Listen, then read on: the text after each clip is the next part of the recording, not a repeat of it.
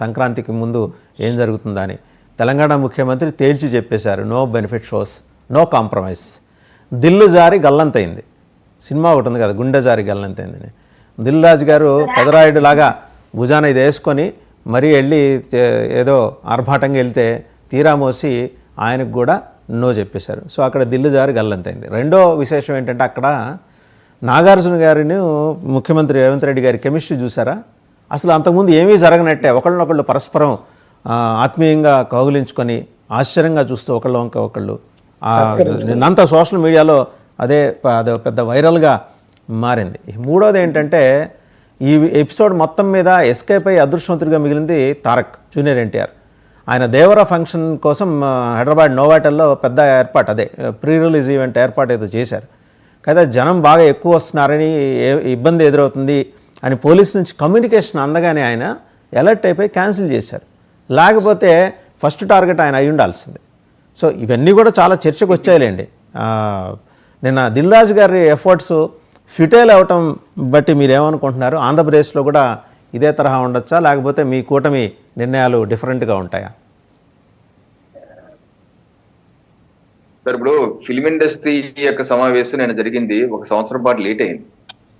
అంటే film industry తమ గుణపాఠాల నుంచి ఏ పాఠాలు నేర్చుకోవట్లేదు. ఇప్పుడు ఒక ఫిల్మ్ ఇండస్ట్రీకి ఇప్పుడు వాళ్ళకి ప్రధానమైన సమస్య ఏంటి? 3-4 సంవత్సరాలకు ఒక సినిమా చేస్తారు హీరో, అనేక వందల కోట్లు. ఇదివరకంటే కృష్ణ గారు సంవత్సరానికి 25 సినిమాలు చేసేవారు, అలాగే ఎన్టీఆర్ గారు చేసేవాళ్ళు, లేకపోతే శోభన్ బాబు గారు 10 సినిమాలు చేసేవారు, ఇలాగా చిరంజీవి గారు 10-15 సినిమాలు చేసేవారు.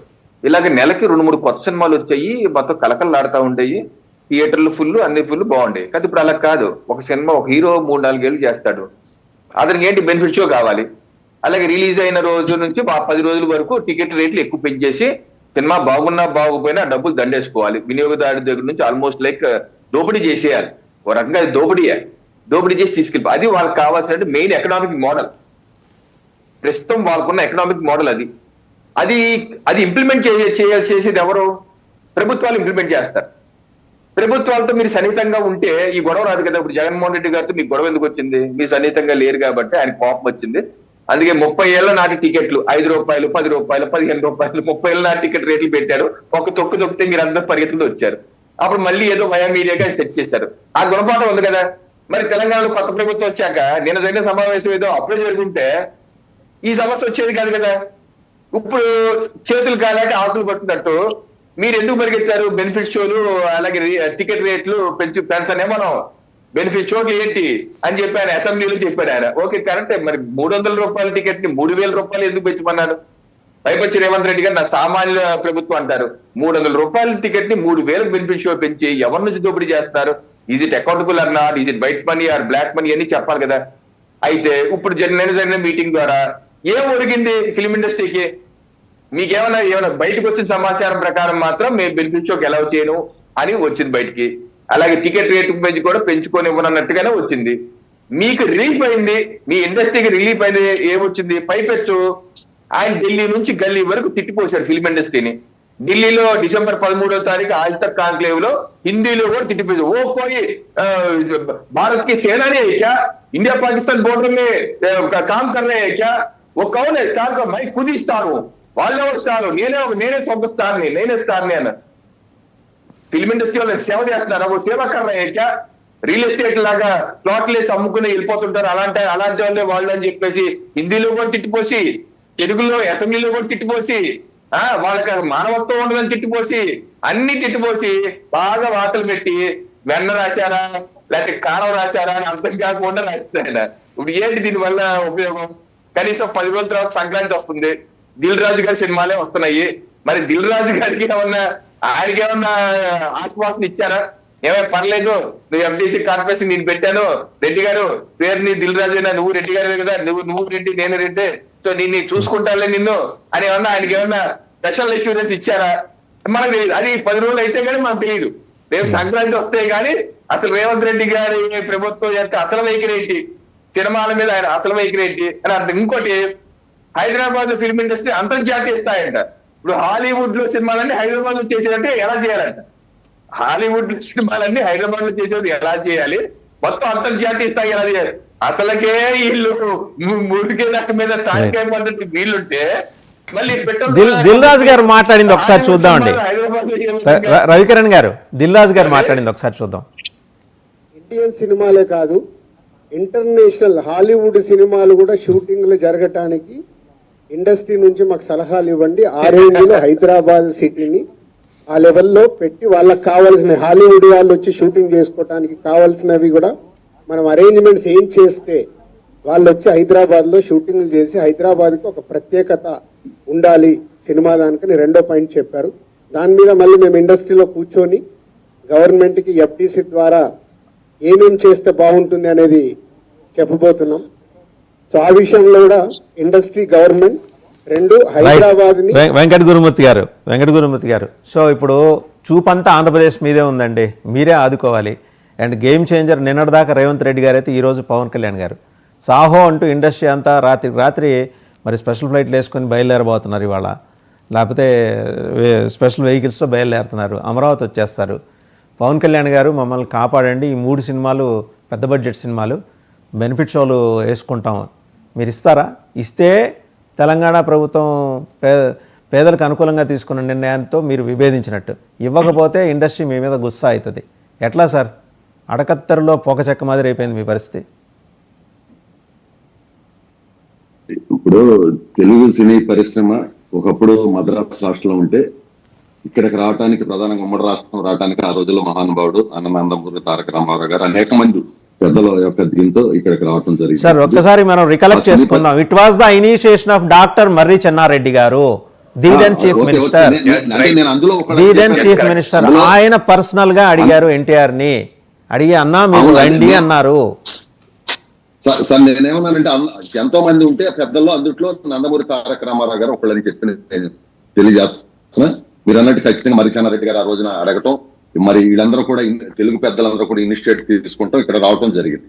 ఆ తర్వాత ఎన్టీ రామారావు గారు వచ్చిన తర్వాత కూడా మీరు చూశారు, మరి ఆయన కళారంగంలో ఉన్నటువంటి ఆయన కళాకారుడిగా ఆయన ఎంతవరకు సేవ చేయాలో అంతవరకు సేవ చేశారు.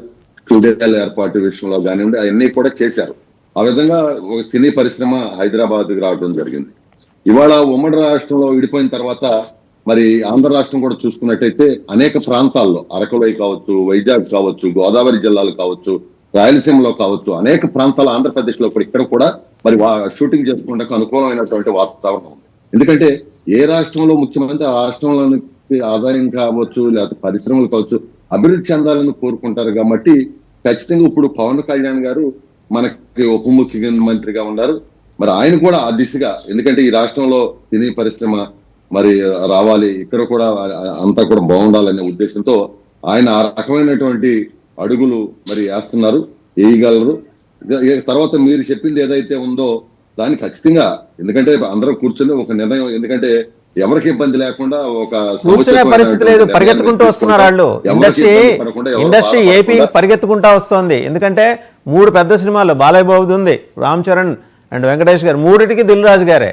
ఆయన దిల్లు జారి గల్లంతైంది, అక్కడ రాజుగారు జారిపోయారు. అక్కడ కనీసం ఇక్కడైనా ఆయనకి ఏమన్నా కొంచెం ఊపిరి పీల్చుకునే వెసులుబాటు కల్పిస్తుందా కూటమి ప్రభుత్వం?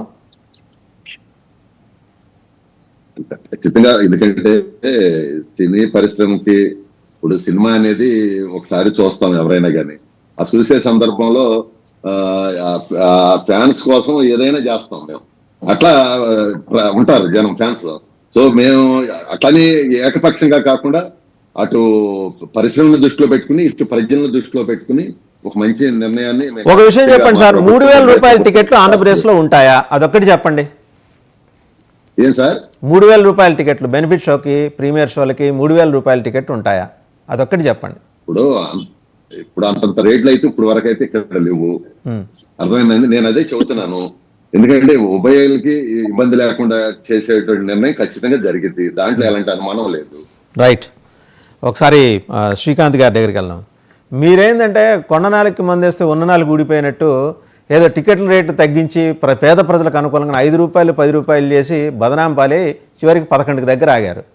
అలాంటిదే ఆయన కూడా అక్కడ చేసి మొత్తం ఎక్సర్సైజ్ అంతా చేసి చివరిలో కొంచెం ఏదో మాడి మీద కొట్టి మందేసే కార్యక్రమం చేశారు. సరే, అది ఫిటల్ అటెంప్ట్. పాపం దిల్ రాజు గారు అసలు ఏం చేయాలో అర్థం కాని పరిస్థితిలోకి వెళ్ళిపోయారు. ఆయన ఎఫ్డీసీ చైర్మన్గా మాట్లాడదామంటే ఒక లెక్క, ఇండస్ట్రీ తరఫున మాట్లాడదామంటే ఒక లెక్క. రెండు విధాలా మాట్లాడటానికి వీలైన ఒక విచిత్రమైన పరిస్థితి అక్కడ సీఎం గారు రేవంత్ రెడ్డి గారు క్రియేట్ చేశారు. పోనీ ఇక్కడ ఆంధ్రప్రదేశ్లో ఎలా ఉండబోతోంది అనుకుంటున్నారు మీరు పరిస్థితి? సార్ వాసుదేవన్ గారు, 11 కాగినా 1 కాగినా 23 కాగినా ప్రజల తీర్పు కాబట్టి ఆగాల్సిండేదే, మరీ ముందుకు పోవాల్సిండేదే వారికి సేవ చేస్తూ. 1కి ఆగిన వాళ్ళు ఉన్నారు, 23కి ఆగిన వాళ్ళు ఉన్నారు, 11కి ఆగినాం. దాంట్లో తప్పేం లేదు, ప్రజల నిర్ణయం. ఇంకొకటి, ఇదే విషయాన్ని సినిమా ఇండస్ట్రీలో జగన్మోహన్ రెడ్డి గారు మాట్లాడేటప్పుడు వారు సామాన్య ప్రజలను దృష్టిలో పెట్టుకొని ఈ బెనిఫిట్ షోలు ఉండవు, ఈ టికెట్లు పెంచడాలు ఉండవు అన్నప్పుడు ఇక్కడే కూర్చున్న ప్రజలే కాదు, ఇక్కడ ఉన్న పార్టీలన్నీ కూడా నానాకం మాట్లాడాయి. కానీ ఈ రోజు ఇదే రేవంత్ రెడ్డి చెప్తే అది కరెక్ట్ అవుతా ఉంది, దాన్ని సమర్థిస్తున్నారు ఓ పక్క. అంటే దీన్ని ఎలా తీసుకోవాలో అర్థం కాలే. ఈ విజన్ ని జగన్మోహన్ రెడ్డి గారు 5 ఏళ్ల కింద చెప్పారు, సామాన్య ప్రజలకు అందుబాటులో ఉండేటట్టుగా ఇక్కడ ఫిలిం ఇండస్ట్రీని ఆంధ్రప్రదేశ్కు తీసుకొద్దాం, ఇక్కడ పెడదామని. ఇక్కడ విశాఖపట్నాన్ని కేంద్రంగా చాలా అద్భుతంగా నిర్మిస్తామని చెప్పారు ఆ రోజు ఆయన మాటల్లో. కానీ దాన్ని ఎవరు ఆ రోజు పెడచవని పెట్టారు అంతా కూడా. కానీ ఈ రోజు చూస్తున్నాం